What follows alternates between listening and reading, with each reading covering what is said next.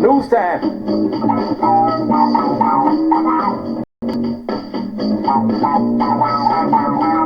News time, baby. News time.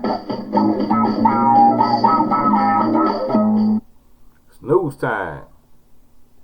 That's right. News time. KP Video News. And I'm going to hit you with some of that right away. This is a police shooting of a 23-year-old police shooting of a 23-year-old man in California. Walmart over the weekend has led to intense backlash from civil rights activists' call for protests and a Facebook video from the local police chief to dispel some rumors about the incident. Police in San Leandro in the Bay Area shot Stephen Taylor on Saturday afternoon after incident at a local Walmart. A video shot by a bystander captured two officers pointing their weapons at Taylor near the doors at the Walmart doors on the Walmart floor. The footage appears to show one of the officers deploying a taser after Taylor had a bat, and he dropped the bat on the floor and was lying on the ground. One witness is heard shouting, "Don't shoot him anymore." Police said one of the officers hit Taylor with a bullet in the upper torso, and the officers tried to use their tasers multiple times during the confrontation. Lee Merritt, an attorney from Taylor's family, said Taylor was going through a mental health crisis on Saturday afternoon and said that he has previously suffered from paranoid schizophrenia and bipolar depression. He was shot after he had become completely helpless and no longer represented a threat, Merritt told the media. Merritt said he wasn't sure yet whether police shot Taylor with a taser or bullet after he was already down, and that an autopsy was now underway. Merritt also alleged that officers provided insufficient care once Taylor was shot. Their job, according to standard operating procedures, was to get Mr. Taylor help. He had been seriously wounded and was suffering from a mental health crisis. They had to treat him quickly. They did the opposite and exacerbated his injuries. The San Leandro Police Department said Taylor had not complied with officers' commands to drop the bat and had walked toward police. At this point, one officer discharged a taser, which was not effective, according to the department. Then, police said, the officer fired his gun at Taylor, hitting him in the front of his upper body. Seconds later, another officer discharged his taser at the man, according to the department. Taylor died at the scene. Taylor's family is calling for charges against the officers. Merritt, who represents the families of those killed by police in federal litigation, said the officers should face homicide charges for targeting Taylor after the threat was neutralized. He said police should have de-escalated by clearing the Walmart surrounding Taylor and trying to talk him down instead of quickly using lethal force. The San Leandro police chief said in an interview that pop heard on the video after Taylor was already on the ground came from a taser, and that it was too early to speculate whether the shot had hit Taylor or whether it was justified and in the line of the department policy. One officer was initially trying to de-escalate the situation and grabbed the bat. Tula said it's very tragic. On Sunday, Tula public acknowledged that the shooting had upset many. Our community is hurting right now, but protecting the sanctity of life is extremely important. I know there are a lot of questions and concerns. Few details have emerged about Taylor since he was killed. Merritt said Taylor had 3 children, including an 11-year-old, and that he leaves behind 3 siblings. I hope they don't see their father executed like that. And he added that Taylor was best known for trying to make people laugh. The fatal shooting happened just south of Oakland, in a region where residents for years have organized Black Lives Matter protests against police brutality and police shootings.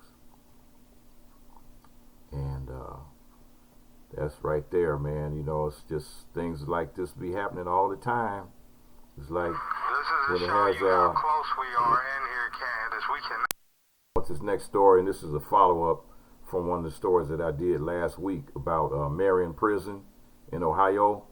And Marion Prison has now overtaken all others for the most prisoners with confirmed cases of the coronavirus, the disease, and said Marion County said it vaulted Marion County into top Ohio counties for coronavirus cases.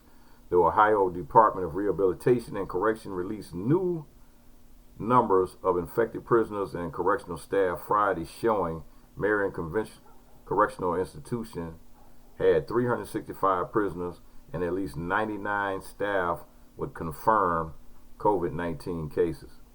The 464 cases among staff and inmates mean that Marion Prison has been linked to more cases than there are in all but 5 Ohio counties. So they got more episodes in the prison system, in that one prison, than they do in 5 counties in that state. Marion County now has the 6th most confirmed cases in the state, with 428 as of 2 p.m. and up from 276 the day before. Wow, went up from 276 the day before all the way up to 428 in one day. Some of the cases among Marion correctional staff may not be counted in Marion County's numbers, as they may reside outside the county. Marion County's case numbers have spiked sharply upward in recent days, doubling every 2 or 3 days, largely as a result of Marion prison outbreak.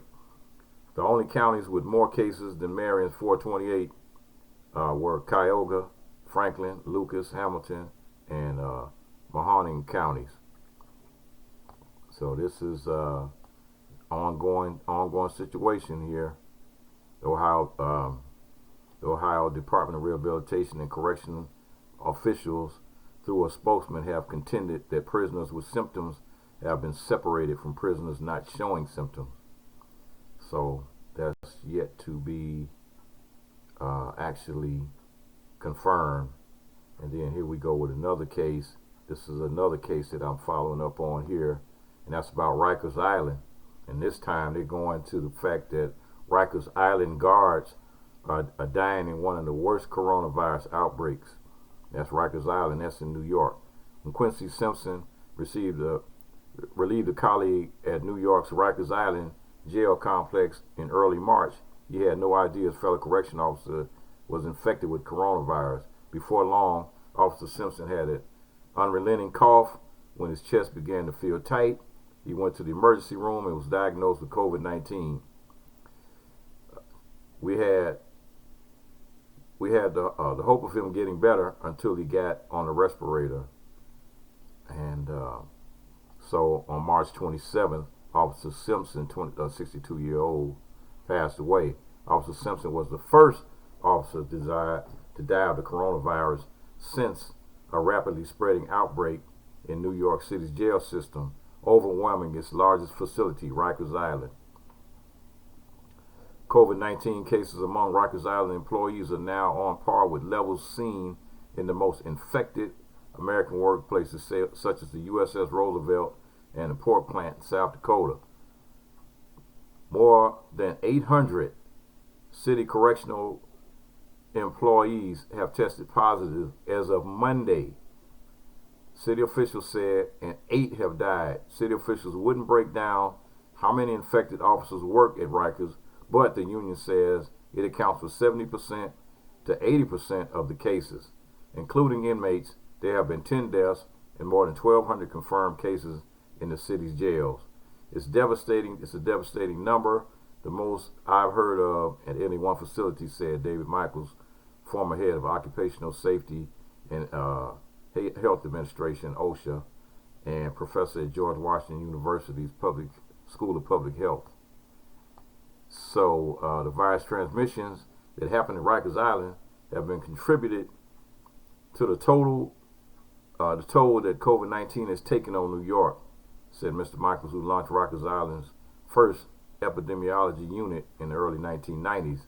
The city leads the nation in confirmed cases with more than 139,000 cases and 11,500 deaths, according to the state's Department of Health.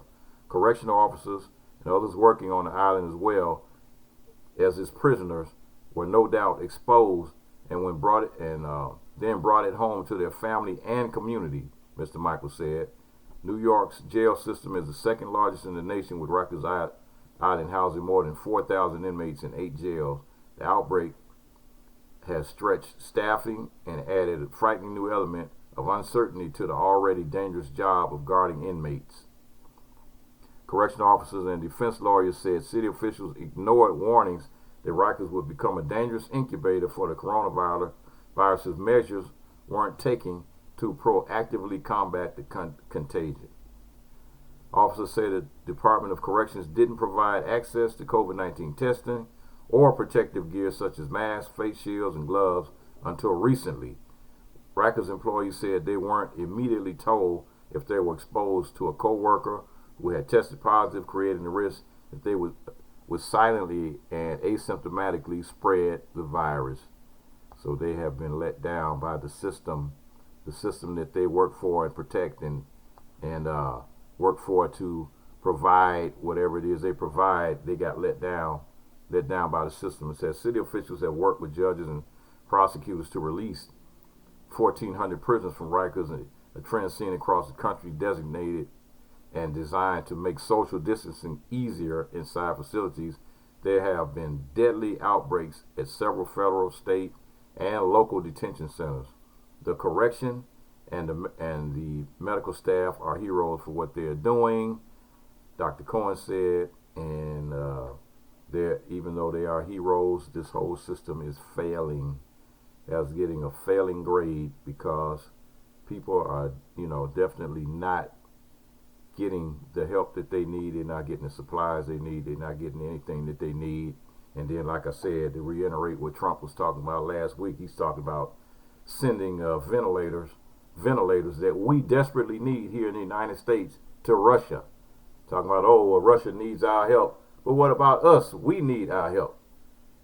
So, this is the DC dunce must go. If he had just went ahead and jumped on this thing when the people first told him when it was happening, and he's talking that garbage about the virus being a hoax. It's a hoax. It's a hoax. They're just trying to mess up my chances of getting reelected. Dude, it ain't all about you. News time, baby. News time. Peace.